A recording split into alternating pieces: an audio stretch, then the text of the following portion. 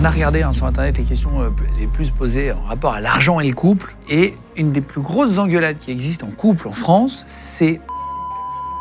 Incroyable. Je vais te donner deux choses à chaque fois. Tu vas devoir deviner ce qui pollue le plus. Une ampoule LED allumée 24 heures ou envoyer un mail avec une pièce jointe. Je pense que c'est moins. Je pense que c'est plus polluant d'envoyer avec la pièce jointe.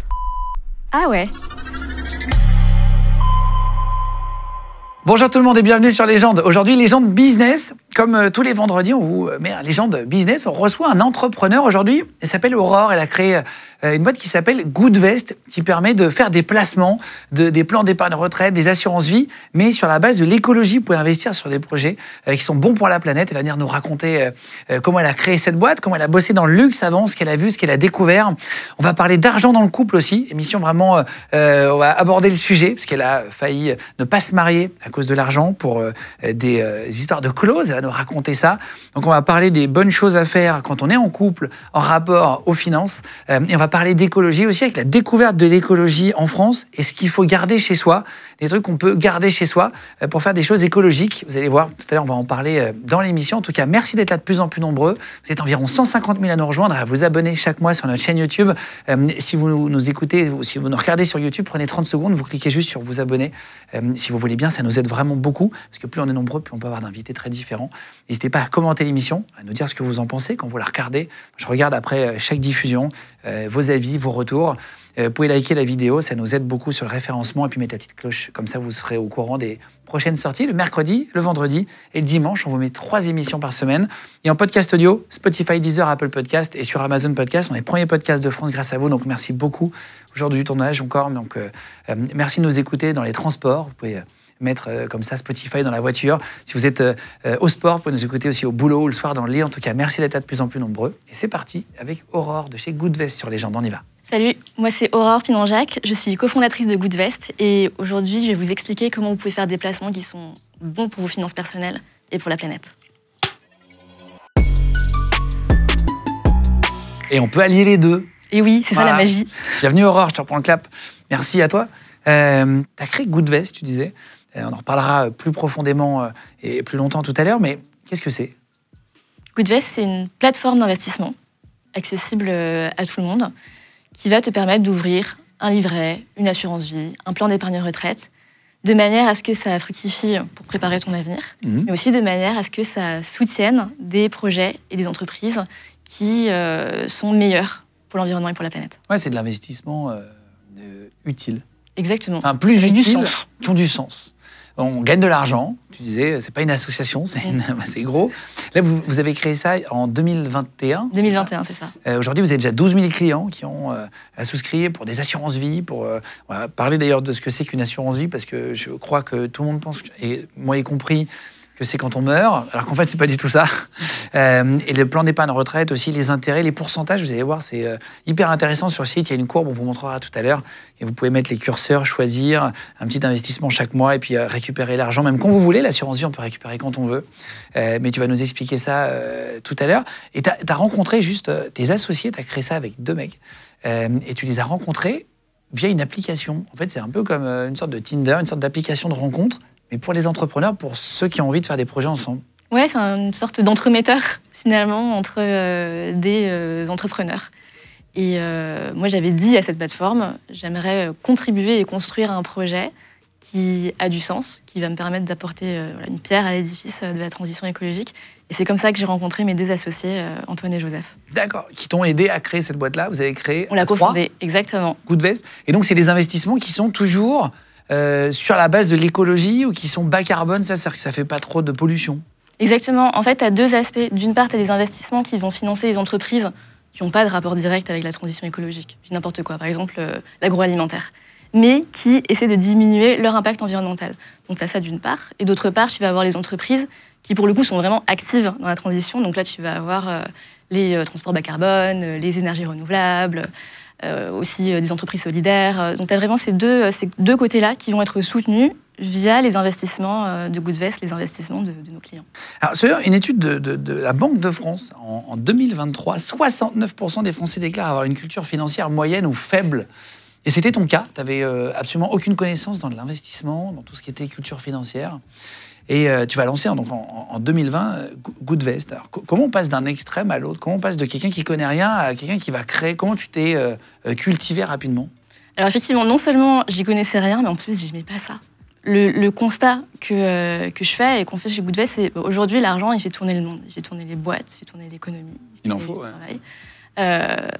Comment est-ce qu'on peut rendre ça meilleur, plus durable, plus bénéfique pour tout le monde? Donc, mon intérêt pour la finance, en fait, il est là. Il n'est pas dans la finance en tant que telle. C'est qu'est-ce qu'on va réussir à créer avec ça. Et ensuite, sur la question de comment est-ce que j'ai fait, bon, déjà, je me suis bien entourée. J'ai mes 2 associés qui, eux, sont des passionnés de finance, même s'ils n'ont pas forcément un cursus 100% financier. En tout cas, eux, ils avaient cet intérêt, cette appétence que moi, je n'avais pas. Et puis ensuite, il faut continuer à bien s'entourer. Tu as tes premiers recrutements, tu vas chercher des experts, des gens qui ont bossé en banque privée, etc. Et ça se fait comme ça. En combien de temps il faut pour comprendre un peu tout ça? Avoir une éducation financière, comprendre ce qu'il faut faire de son argent, parce que c'est bien beau de dire je vais ouvrir un livret, je vais faire machin, hein, mais comment? Il faut combien de temps pour comprendre?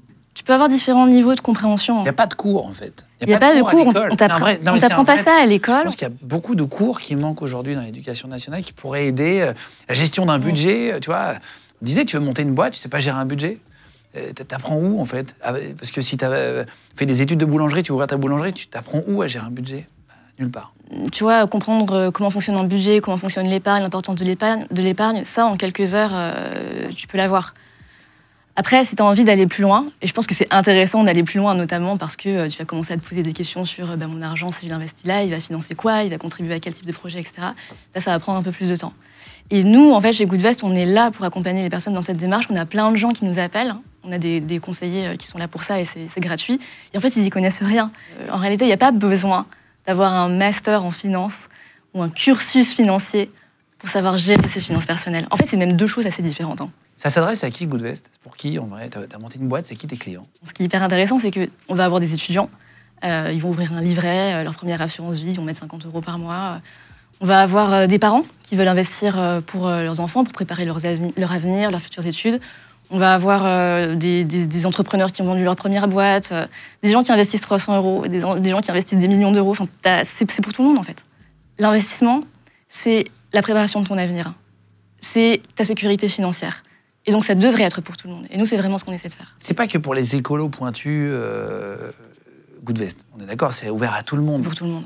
Tout le monde peut investir, c'est pas trop compliqué, quoi. Tu vois, il y a des gens qui, en tant que responsables, ils se disent du coup, je vais pas gagner d'argent. Ou je vais moins gagner que si j'investissais ailleurs. Et en fait, c'est un énorme préjugé, c'est complètement faux. Enfin, aujourd'hui, nous, notre objectif, c'est justement de proposer des solutions d'investissement qui vont aller chercher le même niveau de rendement, les mêmes perspectives de rendement que des investissements classiques, conventionnels, mais avec un énorme bonus, c'est que tu sais que ton argent, il ne va pas aller soutenir n'importe quoi. C'est combien, par exemple, on va parler d'assurance vie, il y a 10 000 assurances vie sur 12 000 clients, donc ils ont quasiment tous pris l'assurance vie. C'est quoi les taux qu'on peut espérer avoir chez vous? Mais là, si tu regardes, par exemple, sur les 10 dernières années, sur le profil le plus ambitieux. Non, mais pas les 10 dernières années, ça fait que 3 ans que vous existez, vous? 4 ans? Oui, mais les fonds d'investissement, les supports d'investissement avec lesquels on travaille, eux, ils existent depuis beaucoup plus longtemps. Ah oui, vous bossez avec des banques classiques, c'est vous qui dirigez, en fait. Nous, on dirige exactement, on flèche. C'est le terme technique du secteur. Mais les fonds d'investissement, effectivement, eux, ils existent depuis beaucoup plus longtemps que nous. Donc, on peut faire un historique, en fait. Et donc, si on regarde ça, en fait, sur les 10 dernières années, si tu avais investi sur un portefeuille ambitieux, tu avais par an 6,80% de rendement net. Donc, ça reste hyper compétitif. Alors, une assurance vie, c'est pas forcément qu'on va décéder. Moi, je croyais que c'était quand on décédait, c'était pour les enfants. En fait, c'est pas forcément ça. C'est juste en fait un nom qui est pas vraiment bien trouvé par l'État. C'est juste un placement en réalité. C'est un placement, c'est un investissement. C'est exactement ça. On peut récupérer l'argent quand on veut. Tu peux récupérer l'argent quand tu veux. Ça, c'est pas connu de tout le monde. Moi, je pensais que c'était pas le cas. Ouais, il y a une légende urbaine qui dit que si tu investis dans une assurance vie, tu es bloqué pendant 8 ans. Ouais. Une légende urbaine qui s'appelle les impôts. non, mais je sais que tu perds un peu d'avantages fiscaux si tu prends un peu vite, etc. C'est exactement ça. En fait, en assurance vie, si tu passes le cap des 8 ans, tes gains, donc l'argent que tu auras généré grâce à ton placement, il va être moins imposé.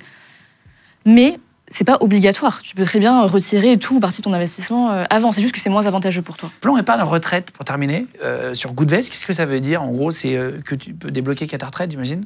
Ouais, c'est ça. C'est un produit d'investissement qui est assez similaire à l'assurance vie. Tu vas pouvoir investir sur le même type d'actifs, le même type de choses. Et comme c'est pour préparer la retraite, il est effectivement bloqué jusqu'au moment où tu seras à la retraite. Sauf dans certains cas particuliers, notamment l'achat de la résidence principale. Et ah ouais, donc tu peux débloquer si tu achètes. C'est quoi l'intérêt de prendre ça par rapport à une assurance vie? Alors, moi, je trouve que le fait que ce soit bloqué, c'est intéressant parce que du coup, pour les personnes qui ont du mal à épargner voilà, qui sont un peu plus cigales que fourmis, au moins tu sais que... Ils vont dépenser plus, voilà, quoi. Voilà, c'est bloqué, tu peux pas, tu peux pas y toucher. Récupérer, là. Et ce qui est hyper intéressant avec le plan d'épargne retraite, c'est les avantages fiscaux. C'est-à-dire que l'argent que tu vas investir dans ton plan d'épargne retraite cette année, il va être déduit de ton assiette fiscale. Admettons que tu gagnes, n'importe quoi, 60 000 €. Tu investis 10 000 € sur ton plan d'épargne retraite cette année. L'année prochaine, tu n'es pas imposé sur 60 000 €, tu es imposé sur 50. Donc, hyper intéressant. D'accord. Ouais, ça permet de baisser sa tranche d'imposition. Exactement. Et en même temps, bah, tu investis. Et donc, tu capitalises, et donc tu prépares ta retraite. Et on sait tous aujourd'hui que, vu le contexte actuel, bah, c'est plutôt une bonne idée. Il n'y aura peut-être pas de retraite plus tard, quoi. Voilà. Famille d'agriculteurs, grands-parents agriculteurs et père ingénieur, c'est ça, agronome, donc dans l'agriculture, quoi, en gros. T'es élevé dans l'écologie, ta grand-mère était un peu écolo ou pas du tout? J'ai une de mes grand-mères que je voyais, quand j'allais chez elle en vacances, elle faisait sa vaisselle dans son évier avec une eau qui était noire, tu voyais la graisse, c'était sale, quoi. Et je ne comprenais pas pourquoi elle faisait ça. Et c'est elle, un jour, qui m'a dit, écoute, les ressources sur cette planète, elles sont finies. Et le jour où ça arrivera, le jour où il n'y aura plus assez d'eau pour tout le monde, il faut que toi, tu sois en mesure de se dire, moi, j'ai fait le maximum. Et je pense que ça venait de plusieurs choses. Ça venait de son métier dans l'agriculture, où tu sais ce que ça coûte de nourrir les gens, de faire pousser du blé, d'avoir des vaches laitières, etc. Tu sais le coût que ça a, parce que c'est ton travail. Et la deuxième chose, ça venait aussi de son histoire personnelle. Elle a grandi pendant la guerre. C'était en Alsace-Lorraine, donc elle a eu une enfance assez dure. Enfin, elle a été expulsée de sa maison avec toute sa famille quand elle avait 4 ans, je crois. Elle a connu beaucoup de privations et ça l'a traumatisée et ça a encore plus renforcé cette conscience des ressources qui sont finies. Mais tu vois, elle ne me parlait pas d'écologie. Elle me disait juste, état de fait, les ressources, elles ont une fin et du coup, ça se prépare. Vous parliez d'argent à l'époque déjà ou pas? Ta famille, investissement, ou c'était même pas un sujet dont on parlait? Je pense que de manière assez classique, en France, je veux dire, on parlait pas d'argent. Mes parents ont pas mal investi dans l'immobilier, ils faisaient du locatif. Donc ils achetaient des maisons, des appartements, et moi, enfant, je les ai vus faire. Je me rappelle des week-ends où la veille d'une arrivée chez un locataire, donc il y avait la maison qui venait d'être construite, avec toute la famille, on allait dans la maison, il fallait faire le ménage, coller les derniers papiers peints, mettre les luminaires au plafond, etc. Et donc j'avais bien conscience qu'il y avait quelque chose qui se passait, mais les mots étaient jamais mis dessus. Des choses aussi simples que, ça, vous voyez, les enfants, c'est pour préparer notre retraite, c'est pour préparer vos études. C'était pas dit, c'était pas explicité, c'était juste là. Et bon, évidemment, un jour, j'ai fini par comprendre, mais quand j'étais petite, non, c'était pas un sujet. T'as travaillé après, tu as fait tes études et t'as travaillé dans le luxe. T'es parti, t'as vu l'envers du décor. Ce qui est intéressant, c'est de parler de ce que t'as appris dans le luxe, ce que t'as vu, ce qu'on voit à l'image, évidemment, dans les défilés, qui est extraordinaire. Qu'est-ce que t'en as appris? La rigueur, la dureté, le rythme. Qu'est-ce que t'as vu de l'intérieur? Je sais que tu veux pas dire dans quel groupe tu vas bosser, parce que, voilà, on s'en fiche. C'est même pas le sujet. C'est un grand groupe français avec beaucoup de marques de luxe très connues. Qu'est-ce que tu y as fait et qu'est-ce que tu as remarqué? Ce qu'il faut comprendre, c'est que le secteur du luxe, tu as énormément de personnes qui veulent travailler dedans. C'est super compétitif. Et moi, c'était le rêve de ma vie et c'est le rêve de beaucoup de personnes, notamment beaucoup de jeunes femmes, même si pas que. Et pour cette raison, quand tu bosses dedans, tu es prêt à faire pas mal de sacrifices. Mais c'est comme toutes les carrières qui sont assez glamour. Une fois que tu es arrivé dedans, tu es tellement content, tu te dis j'ai tellement de chance d'être là, que tu acceptes énormément de choses. Donc le luxe, ouais, tu as la facette hyper glamour, c'est hyper valorisant. Tu as fait quoi là-bas? Je faisais du marketing. Du marketing. Du marketing. Tu bossais sur des campagnes de pub, tu faisais quoi? Je bossais sur des lancements de produits, par exemple du parfum. J'ai aussi bossé un peu dans la haute couture, ce qui est un monde encore complètement différent, complètement délirant. L'argent, c'est un truc de malade. T'as des robes, j'ai vu passer des robes qui valaient le prix, mais d'une maison, en fait. Et pas une petite maison, une grosse maison. Et tes clients, c'est des milliardaires américaines, c'est des princesses saoudiennes. Enfin, c'est absolument délirant, c'est complètement en dehors de ce monde. Je les aidais à développer leurs projets. Il y en a qui arrivaient en disant j'ai mon mariage, j'aimerais telle robe ou tel sac avec tel critère. Et puis, toi, ton rôle, c'est d'aider à exaucer leurs souhaits, mais quel que soit le prix, parce que l'argent, c'est pas le sujet. L'argent n'est pas un sujet. C'était combien une robe? T'as vu des robes à combien à peu près? T'as des robes à des centaines de milliers d'euros. C'est pour ça que je te dis, c'est le prix de maison, parfois de grosses maisons. Il y a beaucoup de gens qui bossaient dessus, sur les robes, j'imagine. T'as beaucoup de personnes qui bossent dessus. C'est vraiment une fourmilière. T'as plein de talents. Alors ça, c'est le côté cool du luxe, c'est que t'as énormément de gens très très talentueux qui travaillent là, des créatifs, des artisans, des gens qui ont un vrai savoir-faire. Et c'est des gens qui se donnent cœurs et âme pour ça. Et donc ça, c'est le côté très cool. Et après, t'as le côté vraiment où t'es dans les coulisses. Donc t'as le showroom qui est magnifique pour accueillir toutes ces clientes-là. Toi, tu bosses dans un petit bureau, voilà, limite dans un couloir avec une lampe au néon, t'as pas de lumière du jour. Vraiment, c'était ça, mon quotidien. Et t'as les veilles de défilé où tu dors pas, en fait, parce que t'as des maisons dans lesquelles ça se passe super bien. C'était pas le cas là où je bossais. On finissait tout à la dernière minute, donc tu dois rester là jusqu'à pas d'heure.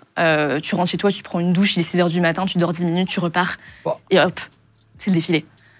Donc c'est un métier hyper glamour et qui demande beaucoup de sacrifices. Tu n'y retournerais pas?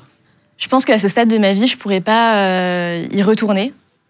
Je comprends l'intérêt, parce que ça fait partie du patrimoine français, ça crée plein de métiers, c'est super.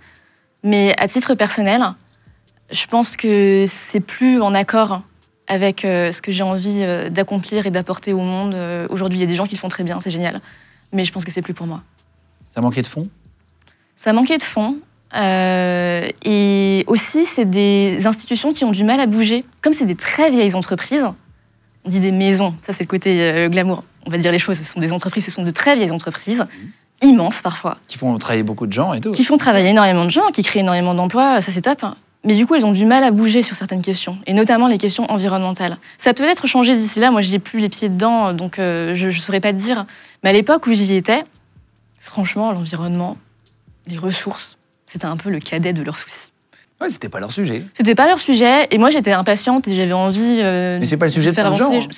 C'est toujours pas le sujet de plein de gens. C'est dommage. Tu vas quitter le monde du luxe en 2018. Tu vas apprendre un peu l'art du storytelling, c'est-à-dire écrire une histoire, raconter quelque chose. C'est ce que tu disais, hein, c'est vraiment un truc que tu as appris. Qu'est-ce que tu as appris d'autre? Ça, le storytelling, c'est effectivement, pour l'apprendre, le luxe, c'est probablement le meilleur endroit, le meilleur secteur au monde, parce qu'ils te vendent des trucs dont tu n'as pas besoin, à des prix complètement délirants. Ils y arrivent très très bien, et ça, ils le font grâce à l'art du storytelling. Donc, super bonne école pour ça. J'ai appris ça. J'ai appris aussi la rigueur. Bah forcément, tu vends des robes à des centaines de milliers d'euros, tu vends des parfums à des centaines d'euros la bouteille. Tu peux pas te planter, tout doit être absolument parfait. Donc ça, pareil, c'est un truc qui peut te servir, quel que soit le secteur dans lequel tu vas ensuite. Tu vas aller créer ta boîte à 25 ans, tu vas créer ta boîte de collants, donc des collants pour femmes, voilà. Qui va s'appeler Rêve, R-E-V, mais tu commences à avoir un peu un truc écologique, c'est ça? Tu vois, je suis dans le monde du luxe, j'ai accompli tous mes rêves. Je suis exactement là où je voulais être. Sur le papier, c'est parfait. Et je me rends compte que ça ne me va pas, pour toutes les raisons que j'ai évoquées. Et que j'ai envie d'apporter ma pierre à l'édifice, mais de manière plus rapide et plus concrète. Et je me rends compte que peut-être que le meilleur moyen de faire ça, c'est de lancer ma propre boîte. C'est juste que je me suis dit, c'est probablement le meilleur moyen pour moi d'accomplir quelque chose de manière concrète, assez rapidement. Donc, je m'associe avec une amie et on crée une boîte qui va réconcilier finalement deux mes passions. D'une part, t'as la mode, puisque c'est une boîte d'accessoires textiles, avec des convictions environnementales fortes, puisque c'est la première marque française de collants en matière recyclée. Et c'était un gros enjeu à ce moment-là, parce qu'en fait, les collants, je pense que tout le monde n'est pas forcément au courant, mais c'est créé en matière synthétique. Les matières synthétiques, comme le nylon, c'est des dérivés du pétrochimique, donc c'est des dérivés du pétrole. Et c'est un produit qui est quasiment à usage unique. Tu vas le mettre une fois, 2 fois, 3 fois si tu as de la chance, et ensuite ça part à la poubelle. C'est un gâchis monstrueux. Et donc avec mon associé, à l'époque, on se pose sur le sujet et on se dit, est-ce qu'il n'y a pas moyen de faire autrement? Et à ce moment-là, tu as des innovations qui commencent à émerger, des nouvelles matières, des matières recyclées, régénérées, avec un impact environnemental beaucoup plus faible. On se dit, go, il y a un truc à faire. Et ça marche ou pas? Et ça marche. Ça marche bien. On se lance en faisant des préventes, avec 0 au fond, on fait tout nous-mêmes. C'est ça aussi la magie de l'entrepreneuriat, et encore plus quand tu es jeune, tu crées tout, mais avec rien, avec des bouts de ficelle. Tu passes tes jours et tes nuits. Et ça prend bien parce qu'on est la première boîte française à proposer ça, en fait. Donc il y a l'intérêt est réel, et puis après on se diversifie, on va faire plus d'accessoires, des pochettes, des chaussettes. Ça va durer 3 ans? Ça a duré 3 ans. Pourquoi ça s'arrête? Ça s'est arrêté parce qu'au bout d'un moment, donc j'ai dit que mon associé était aussi mon ami, et nos visions sont plus alignées. On n'a plus les mêmes ambitions, on n'a plus la même vision pour la boîte. On nous avait prévenus. Hein. Au tout début, on nous avait dit, vous êtes super potes, potentiellement, vous associez, créer une boîte ensemble, ça va ruiner cette amitié pour vous. On nous avait prévenus, on ne peut pas dire qu'on n'était pas au courant. Mais tu vois, tu es jeune, tu te dis, c'est ma pote, qu'est-ce qui pourrait arriver? En réalité, on s'entend super bien, on bosse bien ensemble. Et c'était un peu de l'arrogance, finalement, parce qu'il nous arrive, je pense, ce qui arrive à énormément de personnes qui s'associent avec des amis ou avec des gens qui sont très proches d'eux. Du coup, tu as plein de choses qui se mélangent, le business, la famille, les émotions, l'amitié. Et ça crée un truc, au final, qui était devenu ingérable. Et vous n'êtes plus amis aujourd'hui? On n'est plus amis aujourd'hui, on n'est plus en contact du tout. Donc, les histoires d'associations qui se terminent mal, elles sont réelles. C'est probablement la plus grande leçon que j'ai. Vous avez fermé la boîte? J'ai fermé la boîte. Du coup, mon associé a quitté le navire en cours de route. J'ai géré le truc pendant 1 an avant de me rendre compte que, comme techniquement, sur le papier, on était toujours associés, c'était devenu ingérable pour moi, et donc il fallait que je liquide. Et donc là, tu vas rencontrer tes copains qui vont devenir tes associés, là, deux associés avec qui tu as créé Goodvest. Vous allez lancer le truc assez rapidement. Vous ne vous connaissez pas, vous n'êtes pas amis. Là, tu les rencontres via une application, on en parlait de matchmaking, de rencontre, comme une application de rencontre, mais pour les entrepreneurs, pour s'associer sur des projets. Ils avaient l'idée avant, c'est toi qui as ramené l'idée, comment ça se passe? C'est l'un de mes associés qui avait l'idée, et ça lui trottait dans la tête depuis pas mal de temps, parce que lui, pour le coup, c'est un passionné d'investissement et de finance. Et donc, c'est lui qui est à l'origine de ça. On se rencontre effectivement via cette application de matchmaking. Comme tu le dis, on n'est pas potes. Mais à l'époque, parce que j'ai eu cette expérience avant, c'est pas des potes que je recherche. C'est des personnes avec qui je vais être complémentaire. Des personnes avec lesquelles je vais pouvoir bosser en me disant, on partage la même vision, on a envie d'aller dans la même direction, on partage des valeurs aussi, hyper important pour le métier qu'on fait. D'ailleurs, c'est l'une des premières questions que j'aurais posées à Antoine et Joseph quand je les ai rencontrés. J'aurais demandé, mais ok, investissement responsable, j'y connais rien, mais ça a l'air très cool, je vois qu'il y a un enjeu qui est réel. Mais vous, personnellement, vous faites ça pour quoi? Vous faites ça par conviction ou vous faites ça pour le business? Et ils m'ont répondu les deux. Et j'ai trouvé ça honnête. Tu vois, ils auraient pu m'enfumer en me disant non, on fait ça parce qu'on est tellement engagés et qu'on veut changer le monde. Ils ont répondu les deux. Ils n'allaient pas créer une boîte s'il n'y avait pas de perspective business derrière. Oui, c'était logique. Mais ils n'allaient pas non plus créer une boîte si ça n'avait pas du sens à titre personnel. Bien sûr. Et puis, c'est pas un monde de bisounours. À un moment donné, vous êtes dans la finance, les gars. Évidemment qu'ils sont là pour l'argent. Tu vois, tu faut arrêter d'être... évidemment. Et puis, il peut y avoir du sens dans quelque chose qu'on fait. On peut allier les deux, à un moment donné. On ne peut pas chercher que du sens sans fond, parce que sinon, ta boîte ne tient pas. Il faut chercher un peu des deux. Et en fait, quand tu arrives à trouver l'équilibre, comme vous, sûrement, là, c'est pour ça que ça fonctionne aujourd'hui. Et c'est tout le sens du produit, finalement. Notre démarche entrepreneuriale, elle résonne dans le produit. On propose aux gens, à tout le monde, qui est bon, d'investir pour eux. Donc, à titre personnel, il y a un intérêt financier, mais c'est aussi meilleur. Vous êtes très bien noté, hein, j'ai vu sur Google, sur tous les avis, sur tous les forums d'investissement, etc. Vous êtes super bien noté, donc les gens sont contents, parce que vous avez trouvé quelque chose qui fonctionne. Parce que ça marche, s'il n'y avait pas d'argent derrière, l'écologie ne marcherait pas. Exactement, et oui, les gens sont contents. Je pense déjà parce qu'ils se sentent accompagnés. On ne les lâche pas dans la nature, comme ça, donnez-nous votre argent, et puis voilà, on s'occupe du reste.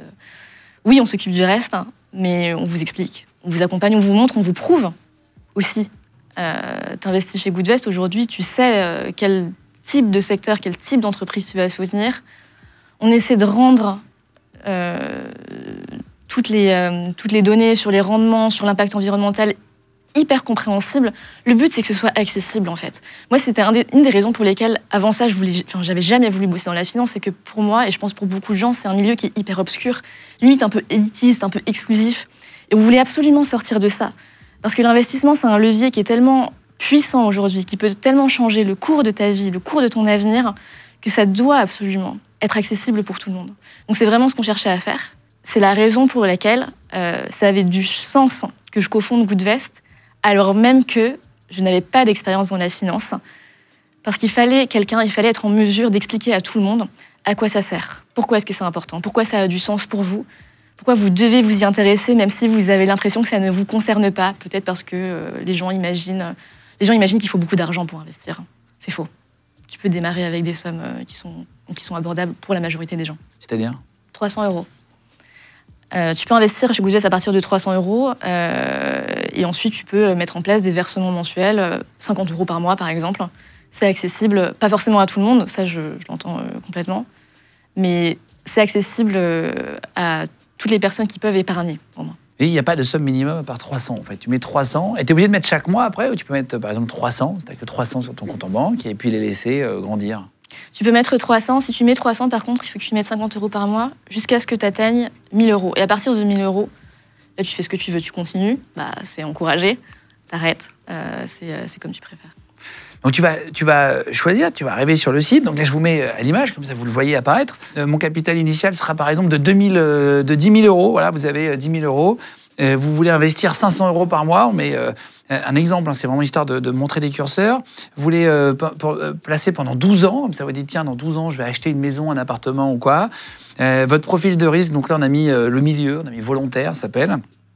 Et là, vous avez une courbe en fait qui arrive en bas, qui est hyper bien faite, qui vous permet de voir en fait comment ça va évoluer dans les années, avec un scénario optimiste, parce qu'il y a toujours un risque dans l'investissement, il y a toujours un risque que ça soit plus ou moins bien. Parfois c'est moyen, parfois c'est voilà. Donc là, scénario pessimiste, si vous avez mis 82 000 €, vous aurez 99. Scénario médian, 109 000. Et scénario optimiste, 120 000. Donc, c'est-à-dire que vous aurez plus 46% en 10 ans. Voilà, ça va se cumuler. Et après, si tu mets profil un peu plus risqué, tu vas peut-être pouvoir monter un peu plus. Et là, vous avez la courbe en bas, comme ça, vous la voyez monter. Vous pouvez voir comme ça, petit à petit. Tu peux ajuster. On peut diminuer aussi peut-être le versement mensuel. Si on a des années un peu plus difficiles, on peut rebaisser, on peut remonter après. On peut réajuster au fur et à mesure. Bien sûr, tu peux ajuster comme tu veux. Tu peux les stopper. Si à un moment, pour une raison X ou Y, tu peux plus. Donc, c'est complètement libre. Nous, on va t'aider en fléchant tes investissements vers la transition, mais ensuite, les montants que tu investis, c'est ton libre choix. Je vous mets le lien Goodvest, si vous voulez aller voir, dans la description. Vous pouvez aller tester. Il y a une calculette de l'épargne. En gros, vous pouvez mettre, et puis vous verrez ce que vous aurez avec, en déplaçant le curseur, vous pouvez voir ce que vous pourrez gagner ou pas. Et puis, voilà, c'est à partir de 300 €. Vous pouvez essayer. Vous pouvez essayer de mettre 300 déjà, puis 50 par mois, ou 1000 si vous avez 1000 d'un coup, et puis pas de versement mensuel au début, pour laisser. Et puis, vous verrez, au bout de quelques années, si ça fonctionne et que vous voyez que ça marche, vous pouvez rajouter après, ce que tu disais, tu peux faire évoluer petit à petit. Donc, vous pouvez aller vous inscrire comme ça sur Goodvest. Et je sais que tu as fait un code légende avec 3 mois de frais gratuits, je crois. Exactement. Voilà, si vous mettez le code légende comme ça, vous aurez ça, LEGEND, comme son nom l'indique, et vous pourrez rajouter, et puis vous pouvez aller voir pour essayer. Intéressant, parce qu'on aime bien le vendredi aussi, on vous met des émissions, les gens de business, on vous sort 3 émissions par semaine, dont une business, parce qu'on aime bien essayer de trouver des solutions, apporter sur l'éducation financière, sur parfois des parfumeurs, parfois des métiers très différents. On a plein d'entrepreneurs qui viennent présenter leurs produits, et puis ça permet d'essayer plein de choses. Je pense que c'est bien d'investir dans plusieurs choses, pas mettre tout son argent, voilà, tous ses œufs dans le même panier. C'est une des règles d'or en investissement, peut-être la seule qu'il faut retenir, s'il faut retenir qu'une seule. Petit rapport à l'agriculture de ta grand-mère. Exactement. Mais c'est bien voilà, vous pouvez essayer, et puis vous verrez après. C'est bien d'essayer, de toute façon. C'est bien d'essayer, et c'est bien de tester la calculette de l'épargne ou de faire une simulation sur le site, parce que je trouve que quand tu parles de taux de rendement, c'est hyper abstrait. Enfin, moi, c'était vraiment la vision que j'avais avant de bosser dans le secteur. On me dit 3%, 4%, 5%, mais sur 10 ans, sur 15 ans, ça représente quoi? Enfin, c'est hyper dur de se rendre compte. En plus, derrière, tu as les intérêts composés qui fonctionnent. Donc, les intérêts composés, c'est tes intérêts qui vont eux-mêmes générer des intérêts au fil des années, donc ça fait un effet boule de neige. Et le fait d'avoir cette calculette de l'épargne à disposition, ça permet de rendre ça très concret. Si j'investis tant, à la fin, j'ai combien, quoi.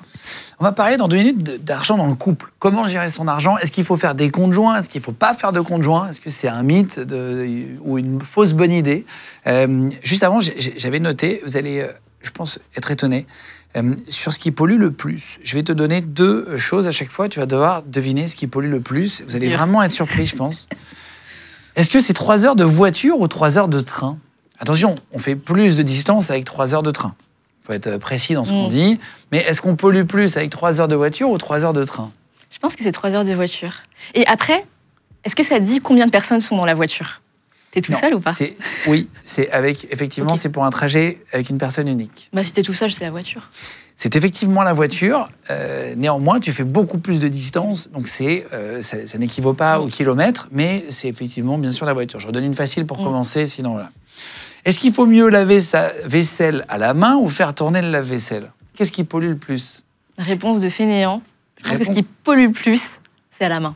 Exactement. Tu doses moins bien l'eau. C'est beaucoup, beaucoup plus d'eau et d'électricité, évidemment, que voilà, tu fais tourner le lave-vaisselle, tu vas utiliser donc de l'eau chaude, donc tu vas utiliser de l'électricité au chauffe-eau ou du gaz, etc. Donc c'est beaucoup plus polluant de faire la vaisselle à la main. Est-ce qu'il faut mieux, étonnant, faire 10 recherches sur Google ou recharger un smartphone? Ah, pas facile. 10 recherches, on parle de pollution. Qu'est-ce qui pollue le plus entre 10 recherches sur Google ou recharger son iPhone? Je pense que c'est les recherches. C'est la même chose. Ah ouais. Charger un iPhone, c'est beaucoup quand même. Hein. L'électricité, ça charge 2-3 heures. C'est l'équivalent de 10 recherches. C'est-à-dire que quand on recherche sur Google, les serveurs, je ne savais pas que ça consommait autant d'électricité. Ouais, si, c'est un des gros enjeux, en plus avec l'émergence de l'IA aujourd'hui. Donc je ne sais pas si vous bossez dessus, sur les investissements, sur tout ça, justement, sur l'IA, etc. S'il y a des investissements à faire pour diminuer. Mais en tout cas, c'est un vrai sujet de pollution dans le monde. On a découvert en travaillant l'émission. Est-ce qu'il faut mieux, attention choquant, acheter un t-shirt neuf ou laver un t-shirt 50 fois à 30 degrés? Ça, pour une personne qui a bossé dans la mode, je devrais savoir. Mais pas facile. Je pense qu'il vaut mieux laver 50 fois. Eh bien, ce qui pollue le plus, c'est d'acheter un t-shirt neuf. Ouais. Donc, il faut mieux, évidemment, le laver. 2500 grammes, donc 2,5 kg de CO2 pour un t-shirt neuf contre 500 grammes si tu le laves 50 fois ton t-shirt. Il faut énormément d'eau pour faire pousser le coton, et puis on ne fait pas pousser en France, évidemment. Et puis après, il faut de l'eau pour les colorants, pour les trucs, pour les produits, etc. Voilà. Est-ce qu'il faut mieux scroller 2 heures sur Instagram en 4G, pour être très précis, ou jouer pendant 1 heure à la console en Wi-Fi? Je dirais scroller. Ouais. C'est ça? Scroller sur Instagram, ça consomme plus que jouer sur la PS5 avec les serveurs. C'est dingue, hein, quand même. Hein. Se faire livrer un colis ou faire un aller-retour en voiture pour aller chercher soi-même au magasin à 10 km. On imagine qu'il y a un point relais chez vous. Qu'est-ce qui pollue le plus? Est-ce que c'est se faire livrer ou aller chercher le colis à 10 km? Je dirais que c'est aller chercher le colis. Parce que tu te fais livrer, mais au final, la livraison, elle est mutualisée avec d'autres colis. Exactement. C'est ça? Okay. Exactement. C'est 3 fois moins de pollution de se faire livrer. Parce que, par exemple, les colis Amazon, c'était un truc que tout le monde connaît, eh ben, ils vont passer dans le quartier et puis ils vont livrer 20 colis le même jour. Et du coup, ça divise en fait par 20 l'impact du colis. C'est fou, hein? Est-ce qu'il faut mieux... Il y en a tellement. Juste encore 2 petits parce que c'est assez fou. Un vol Paris-Washington en avion, est-ce qu'il pollue plus qu'une voiture diesel sur un trajet moyen pendant 1 an en France? 10 000 km. 1 an? Ouais. C'est l'avion? C'est la même chose. C'est la même chose. C'est fort, hein, quand même. Hein. Ouais. C'est beaucoup. Hein. 1 an. C'est-à-dire qu'en fait, quand tu fais un Paris-Washington, c'est comme si tu avais pris une voiture et que tu avais roulé pendant 1 an, 10 000 km en utilisation classique pour un humain. C'est beaucoup quand même. Ouais. On se rend pas compte, l'avion, ça pollue quand même pas mal. Hein. Bon, après, il n'y a pas de... Je déteste les donneurs de leçons, etc. Machin, donc il y a 0, c'est juste pour se rendre compte. C'est intéressant de savoir, en fait. Une ampoule LED chez vous, allumée 24 heures, ou envoyer un mail avec une pièce jointe. Qu'est-ce qui pollue le plus? Je pense que c'est moins. Je pense que c'est plus polluant d'envoyer avec la pièce jointe. C'est la même chose. C'est pareil aussi. C'est l'équivalent. Quand vous envoyez encore un mail avec une pièce jointe, c'est l'équivalent d'une ampoule qui reste allumée pendant 24 heures. Après, qu'est-ce qui est le plus utile? C'est beaucoup quand même. Ouais. Non, mais c'est quand même... Je ne pensais pas que ça polluait autant d'envoyer des mails. Tu sais, tu te dis, putain, t'envoies un mail, ça pollue, c'est parce que ça paraît virtuel, Oui, t'envoies le truc. t'as l'impression que ça n'existe pas. Réchauffer un plat au micro-ondes pendant 1 minute 30 ou utiliser le sèche-cheveux pendant 1 minute 30. Les deux sont hyper puissants, mais je pense que sèche-cheveux, c'est plus polluant. C'est le pire, ouais. Et enfin, pour terminer, 2 heures à la salle de sport, est-ce que ça pollue plus que 2 heures de jeux vidéo? 2 heures à la salle de sport, t'as la clim, t'as les machines. Je pense que c'est ça qui est plus polluant. C'est 3 à 6 fois plus polluant d'aller à la salle de sport. C'est bizarre, parce que c'est énorme. À un moment donné, si tu soulèves des poids, tu fais rien, quoi. Ouais, mais t'as l'infrastructure, c'est souvent climatisé, t'as toutes les machines. Exactement. C'est l'ensemble de la consommation d'une salle de sport moyenne qui va être 3 à 6 fois plus que si vous jouez à la console chez vous. Mais bon, après, il y a un moment donné, il ne faut pas arrêter de vivre non plus. Tu vois, c'est le sujet, on en a parlé avec Hugo Clément quand il est venu d'écologie. Il ne faut pas être parfait pour pouvoir parler d'écologie, parce que personne n'est parfait. Parce que sinon, c'est le jeu de plein de médias qui vont dire « Ouais, toi, tu fais ça. Ouais, mais attention, toi, Voilà. Donc, il ne faut pas donner les leçons, mais il faut essayer d'améliorer un petit peu son quotidien. Ce qu'on va faire tout à l'heure avec Sébastien, qui va venir présenter dans 2 minutes des objets. Je voudrais juste qu'on parle d'argent et de couple. Tu t'es mariée en quelle année? Je me suis mariée en 2023. En 2023. Non, en 2022. J'ai oublié. Mon mari va me tuer. Je me suis mariée en 2022. Non, on n'oublie pas là. Vous êtes mariés et tu as failli annuler le mariage pour des raisons financières, pour des clauses de mariage. C'est-à-dire que vous n'étiez pas d'accord sur les clauses jusqu'au dernier moment. Est-ce que tu peux expliquer? Et on va parler d'argent et de couple. Effectivement, on savait qu'on allait devoir avoir une discussion autour du contrat de mariage. Et je pense qu'on a un peu repoussé le truc. Parce que c'est hyper inconfortable comme sujet. Déjà, parler d'argent en France, on n'aime pas. En plus, parler d'argent avec ton conjoint, la personne que tu vas épouser, enfin, c'est dur. Mais quoi. Tu vas vivre avec, donc en même temps... Il faut le faire. Tu l'avais rencontré juste avant, ton mari, ou pas? On s'était rencontrés quelques années avant. Ouais, donc tu le connaissais un peu, tu avais vécu avec lui. On vivait ensemble depuis un certain temps. Donc les problèmes, tu les connaissais déjà? Oui, mais quand tu parles de mariage... Tu parles de plein de sujets hyper profonds, en fait, de philosophie de couple. Est-ce que toi, tu es plutôt pour la solidarité? Est-ce que tu es plutôt individualiste? Est-ce que c'est plutôt voilà, chacun pour soi, les crocodiles seront bien gardés? Et donc, le jour où on a eu cette discussion, on s'est rendu compte qu'on n'avait pas du tout la même vision du mariage. 6 mois avant la date, hein, donc tu as toutes les invitations qui sont envoyées, le lieu, le traiteur qui sont réservés... Vous n'étiez pas d'accord sur quoi? Et là, tu te dis merde. Parce que moi, j'avais toujours vécu avec cette idée qu'un mariage, c'est solidaire. Parce que c'est le schéma familial avec lequel j'ai grandi. Et lui, il avait une vision beaucoup plus individuelle de l'argent au sein du couple. Pour lui, c'était hyper important d'avoir de l'indépendance. C'était vraiment le sujet qui comptait pour lui. Et en fait, il y a vraiment eu un moment dans la discussion où je me suis dit putain, on va pas y arriver. On va pas réussir à se mettre d'accord. Et en fait, si t'es pas d'accord sur une question aussi fondamentale, parce que l'argent, c'est ce qui sert à vivre, quand même, ben, comment est-ce que tu peux te projeter avec une personne pour un mariage, quoi? C'est pas possible, voire c'est très déconseillé. C'est la plus grosse source d'engueulade en couple en France, pour 37% des couples, voilà. Et alors, c'est les enfants, en général, l'éducation, les enfants... Et après, c'est l'argent, c'est un vrai sujet d'engueulade, etc. Et donc, il voulait quoi, en fait? Il voulait garder ses biens à lui, même si vous vous séparez, c'est ça? C'est ça, en fait, il voulait vraiment que ce soit chacun pour soi, donc chacun ses revenus, chacun son patrimoine, chacun ses investissements, et on sépare absolument tout. Et moi, j'avais envie... tout? J'avais envie que... Ouais, moi, j'avais pas forcément tout.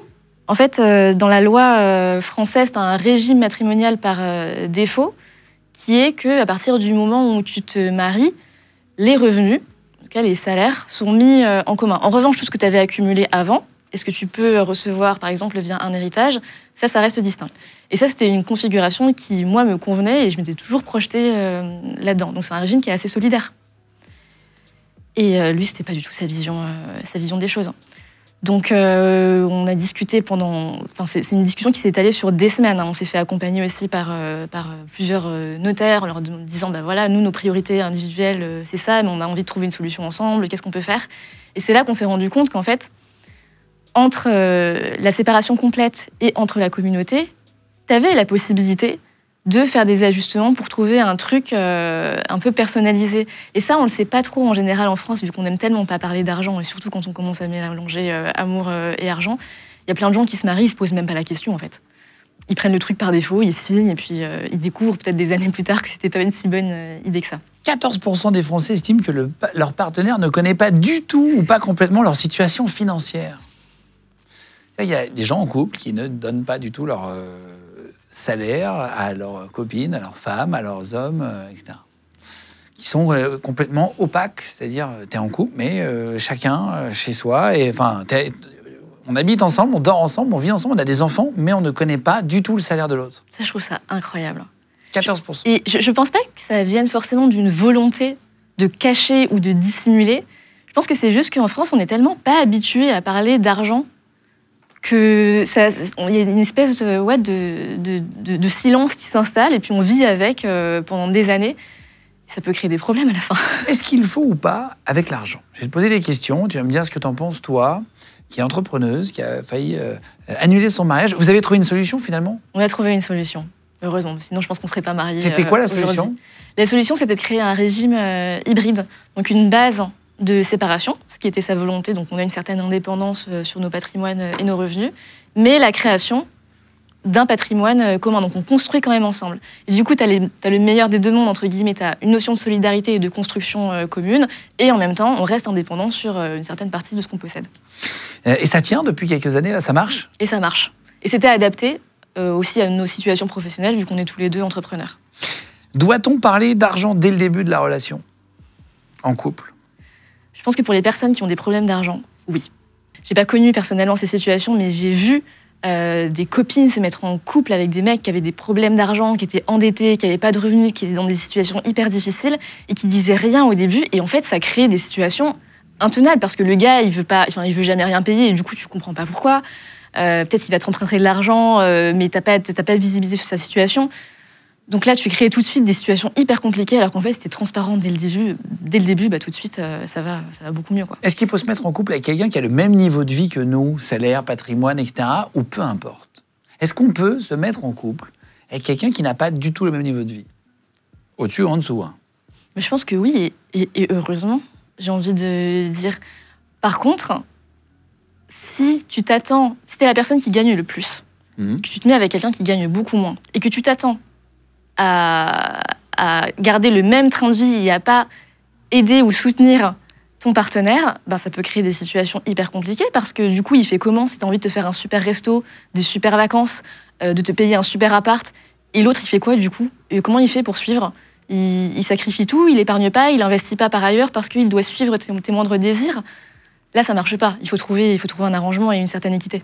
Est-ce qu'il faut se marier rapidement pour payer moins d'impôts? Moi, je pense qu'on ne devrait jamais se marier rapidement. Ou se paxer, hein, s'associer, on va dire. Ça peut être une raison. Je trouve que ça, c'est très personnel. Mais si tu as envie de t'associer avec quelqu'un pour des raisons fonctionnelles, entre guillemets, telles que payer moins d'impôts, tu fais le Pacs. Hein. Le Pacs, t'as pas de symbolique ou de truc spirituel derrière. Alors, on a regardé sur Internet les questions les plus posées en rapport à l'argent et le couple. Et une des plus grosses engueulades qui existent en couple en France, c'est doit-on payer un loyer à son ou à sa partenaire s'il est propriétaire et qu'on va habiter chez lui? Mais que c'est sa maison ou c'est machin. Est-ce qu'il faut participer ou au crédit, au loyer au sens large, quoi? Donc s'il a un crédit, est-ce qu'il faut payer le crédit avec lui alors que c'est que à lui ou que à elle? C'est la plus grosse source d'engueulade en couple sur l'argent. Qu'est-ce que t'en penses? J'en pense que c'est hyper dangereux de faire ça. C'est hyper dangereux de faire ça parce que t'aides ton partenaire à s'enrichir, à investir, au détriment de ta propre capacité à épargner, à investir. Ça, c'est le premier point. Et le deuxième point, et là, il y a un réel danger, c'est que si, sur le papier, si techniquement, t'es pas locataire, il n'y a pas de contrat de bail, en fait, si vous vous séparez, si un jour il y a une engueulade, une dispute, t'es pas protégé, il peut te mettre dehors à n'importe quel moment. Oui, mais et donc toi, t'as pas épargné, t'as pas investi, t'as plus de maison. Très bonne excuse. Si jamais ton mec va te dire oui, mais si jamais je louais, tu payerais une partie du loyer avec moi. Qu'est-ce que ça peut te faire que je mette de côté? Ouais, c'est pas si simple à résoudre. Après, il y a des solutions qui existent. Tu vois, tu peux contribuer aux frais du ménage. Annexe. Mais tout en gardant, en préservant une capacité pour investir à côté et toi-même commencer à capitaliser et à préparer ton avenir. Deuxième source d'engueulade dans les couples en France, est-ce qu'il faut ouvrir un compte commun en mettant de l'argent chaque mois dessus, quand il y a un des deux qui veut et l'autre qui ne veut pas, source d'engueulade principale de couple? Ouvrir le compte commun, dans la pratique, c'est une bonne idée. Ça permet... Enfin, déjà, c'est pratique au quotidien. T'es pas là à faire tes calculs sur ton Tricount, c'est hyper chiant. Voilà. Et ça permet de distinguer les dépenses du couple. Tricount, c'est une application qui permet de savoir qui doit, combien... En général, tu utilises ça avec tes potes. Combien on doit aux potes quand on part en vacances, qu'on achète de la viande pour le barbecue, combien on a mis, machin, qui a payé, puis à la fin de la semaine, on fait le total et on voit. Il y a des gens qui font ça en couple. Au bout d'un moment, ça va, quoi. Donc, le compte commun, il permet de rendre ça plus simple. Il permet de distinguer les dépenses communes, les dépenses du couple et les dépenses perso. Après, la vraie question, c'est comment est-ce que tu approvisionnes le compte commun? Est-ce que tu fais 50-50? Est-ce que tu fais au prorata des revenus de chacun? Il y a des trucs qu'il ne faut surtout pas mettre dessus. Par exemple, si tu reçois une succession, un héritage, bah, mets pas cet argent dans mon compte commun parce que du coup, il devient commun. Alors que dans la loi française, par défaut, il devrait plutôt t'appartenir individuellement. Donc la vraie question, elle est plutôt là. D'où vient l'argent et dans quelle proportion que tu vas mettre sur le compte commun? Est-ce qu'il faut répartir les dépenses, dernière source d'engueulade française, répartir les dépenses en fonction du salaire de chacun? Par exemple, l'homme va gagner 3 000, la femme va gagner 2 500 sur son salaire. Eh ben, est-ce qu'il faut payer un petit peu moins de courses parce qu'elle a un peu moins d'argent? Ou l'inverse d'ailleurs, est-ce que si la femme gagne 3 000 et l'homme 2 500, eh ben, est-ce qu'il faut équilibrer ou il faut faire au prorata de ce que tu gagnes? Il y a beaucoup de couples qui pensent être modernes en disant par défaut, on va faire 50-50, même s'il y en a un qui gagne plus que l'autre. Et le problème en faisant ça, c'est que si tu as une différence importante de revenus entre les deux, celui qui gagne le moins, il va compromettre sa capacité à épargner, compromettre sa capacité à investir, et il va devoir faire en définitive plus de sacrifices que l'autre.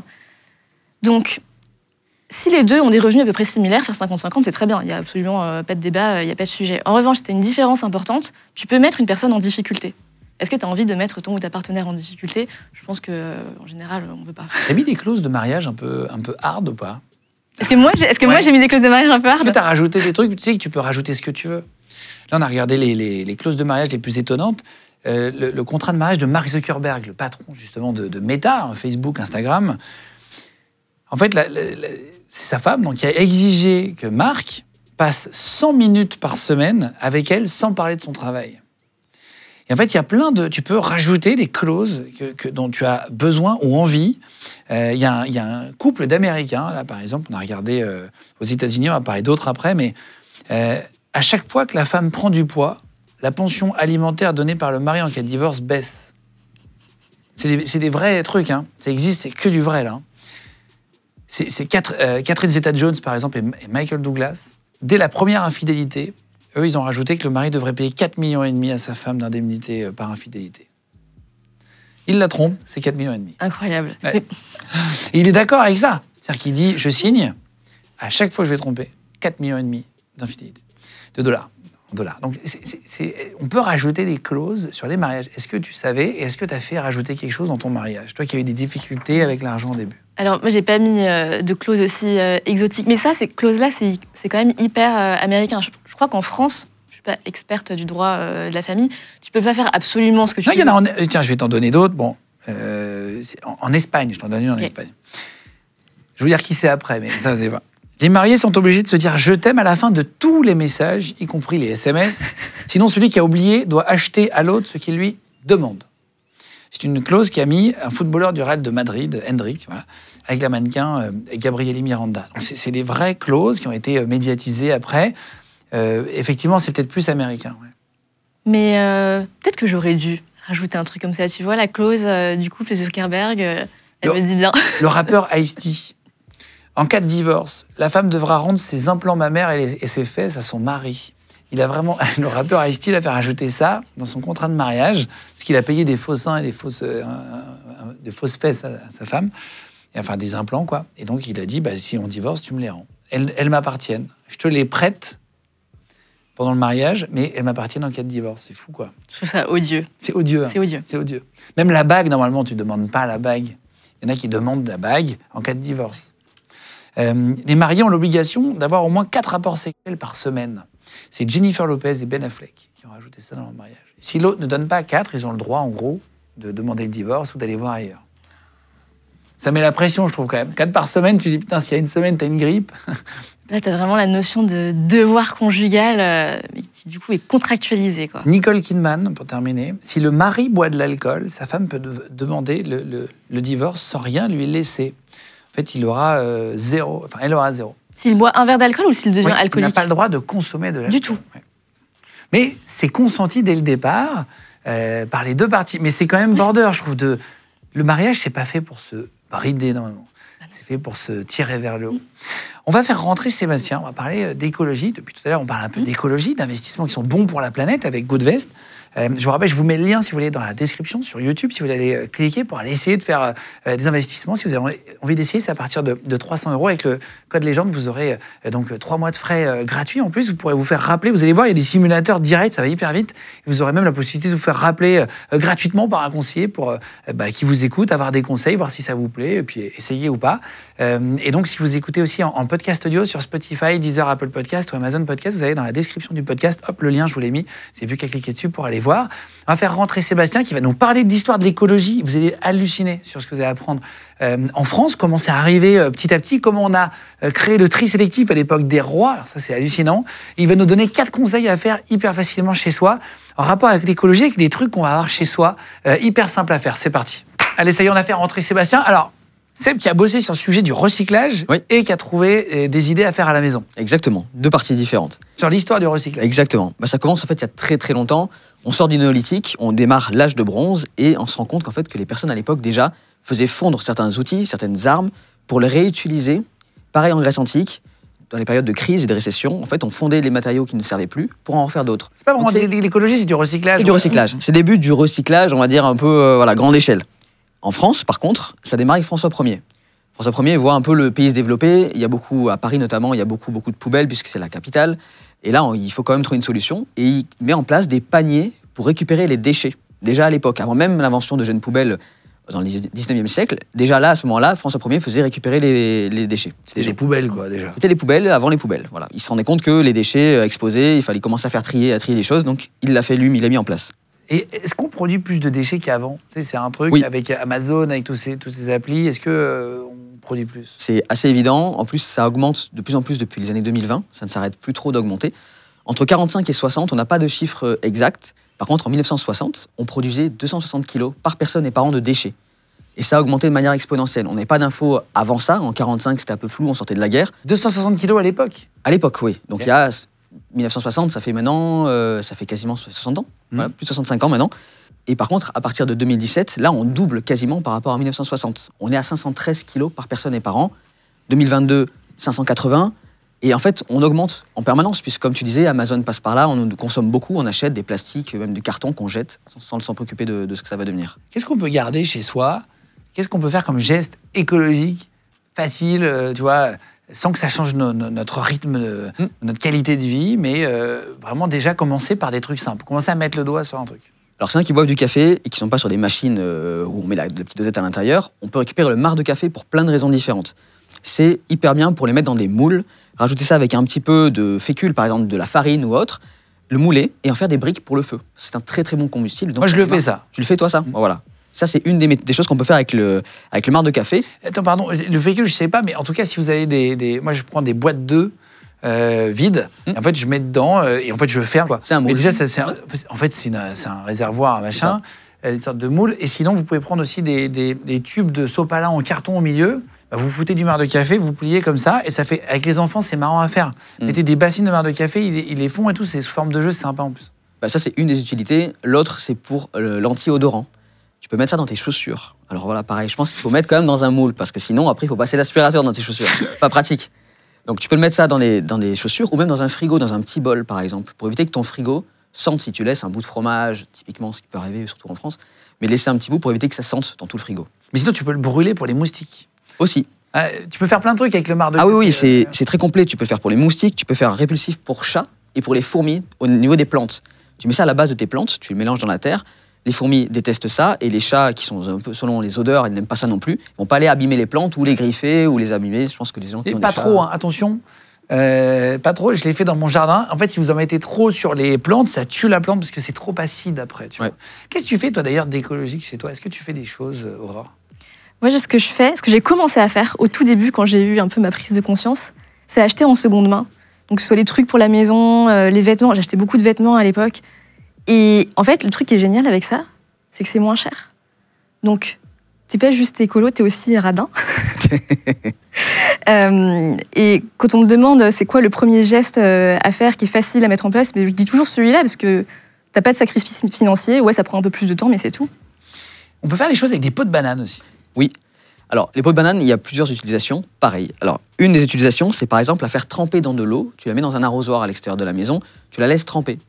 Et tu arroses tes plantes avec. En fait, la peau de banane contient plein de choses, c'est plein de nutriments et potassium qu'il y a dans la banane aussi. Et ça permet à tes plantes d'avoir un meilleur engrais, en fait, de les faire pousser un peu mieux. Ça, c'est une des utilisations. L'autre, alors elle est un peu plus atypique, je ne l'ai pas testé, mais j'en verrai peut-être une vidéo, ça peut être rigolo à tester. C'est en polish pour les chaussures. On peut utiliser une banane à la place de la cire pour les T'as chaussures. la gueule des chaussures après. Sur la banane Tu après. frottes. Ta banane, tu prends l'intérieur, quand tu la retournes, tu la pelles, et l'intérieur de la banane, tu la frottes délicatement contre ta chaussure. Et ça permet de graisser un peu, tu vois, d'enlever un peu les traces. Il faut tester. Voilà, maintenant, ça c'est à vous de tester chez vous, mais voilà, moi, je n'ai pas encore testé à la maison. Et c'est sur les chaussures blanches? Chaussures noires, parce que je pense que blanche, on risque d'essayer des peaux, mais c'est juste du gras, c'est une sorte de matière un peu grasse. À tester sur les deux. Voilà. Ok. Il y a un troisième truc? Alors, la troisième possibilité, c'est un anti-puceron que tu peux mettre à la base de tes rosiers, par exemple. Tu creuses un petit peu sous ton rosier à la base, tu la découpes si tu veux pas la mettre entière, et ensuite tu recouvres de terre à la base de ton rosier, c'est un anti-puceron. Tiens, pour terminer, je crois que tu as un truc avec les coquilles d'œufs. On peut faire quelque chose. Oui, typiquement le linge, tu peux le broyer tes coquilles d'œufs. Tu les nettoies d'abord, évidemment, parce qu'il y a toujours les restes de blanc ou des jaunes d'œufs. Tu les broies et tu les mets dans des petits sachets que tu vas mettre dans le lave-linge en même temps que ton linge. Ce qui va rendre le linge plus blanc, pas odorant. Donc voilà, des petits pochons à faire avec de la coquille d'œuf écrasée. C'est pas un truc de... Ouais. Si ça marche vraiment? À tester. Moi, je suis très confiant dans les lessives, mais parce que c'est traditionnel. Mais à tester, pourquoi pas. Ok. Non, mais bien sûr. Donc tu les broies et tu peux les utiliser dans les plantes aussi. Voilà, pour éviter que les escargots viennent un peu tout bouffer, les limaces, pareil. Tu les broies, pareil, tu les écrases. Pas besoin de les nettoyer, parce que là, on est dans la terre, donc ça n'a pas le même impact. J'ai essayé, ça marche pas du tout. J'ai essayé, autour des fraisiers, j'ai mis des coquilles d'œufs. En fait, en théorie, c'est coupant et donc les limaces n'aiment pas ça. Moi, ils en ont rien à foutre. Elles passent dessus, elles rigolent. Elle roule. Elles passent vraiment. Il n'y a aucun problème. Ouais. Je pense qu'il y a tellement de limaces en ce moment qu'il n'y a plus de soucis, quoi. Et tu avais un dernier truc aussi avec l'eau de cuisson et du papier journal. Deux choses différentes. L'eau de cuisson, il y a plein de choses à faire avec l'eau de cuisson et des choses différentes.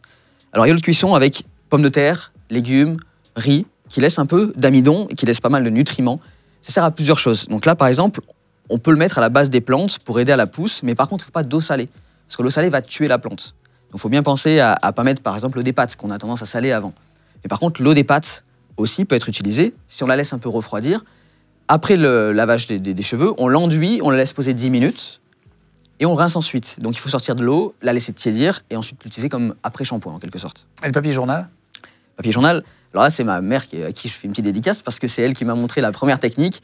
C'est d'utiliser le nettoyant des vitres. Tu mélanges du vinaigre blanc dans de l'eau tiède, tu trempes ton papier journal et tu l'utilises pour nettoyer ta vitre, à même la vitre en fait. Mais il faut du papier journal qui est un peu vécu, parce que s'il est trop récent, l'encre risque de se déposer, c'est pas très utile. Donc pas le journal de la veille, mais faire une petite pile de journal, la laisser 2-3 semaines sur le côté, et plutôt que de le jeter et d'encombrer les poubelles, on le garde et on se sert de nettoyant de vitre. Et ça marche bien, parce que ça laisse le dépôt un peu gras qu'on a sur les doigts en général quand on lit le journal, va faire une protection sur la vitre qui va moins vite se salir, et ça va rester impec et très brillant. J'avais jamais entendu ça. Merci beaucoup. Avec plaisir. J'ai jamais entendu parler de laver les vitres avec des journaux. Moi, je l'ai fait ça. Pour le coup, Ça dégueulasse pas la Pas du tout. C'est impressionnant. On a appris des trucs. On essaie. Merci Aurore d'être venue. Merci à Seb pour toi. les recherches Avec plaisir. sur les objets du quotidien qu'on peut, voilà, et puis les petits gestes qu'on peut faire. Merci Aurore d'être venue jusqu'à nous, c'était un plaisir de te Merci à rencontrer toi. aussi. Donc voilà, si vous voulez aller voir Goodvest, je vous mets donc les liens, comme je vous disais tout à l'heure, dans la description de la vidéo sur YouTube, si vous voulez aller essayer d'investir à partir de 300 € sur des projets écologiques, bons pour la planète, qui vont dans le bon sens. avec des assurances vie, des plans d'épargne retraite aussi, je vous mets tout ça. Et aussi avec le code Légende, vous aurez jusqu'à 3 mois de frais, c'est ça offert. Donc voilà, vous pouvez utiliser le mot Légende, L-E-G-E-N-D, et dans la description sur le podcast audio aussi, je vous mets tout ça. Merci beaucoup d'avoir regardé l'émission. Merci de nous suivre de plus en plus nombreux. Chaque semaine, mercredi, vendredi et dimanche, je vous mets 3 interviews, 3 documentaires différents, et puis dispo aussi en podcast audio. Donc merci d'être là avec nous sur Légende, et on se retrouve très vite pour une prochaine vidéo. Salut tout le monde!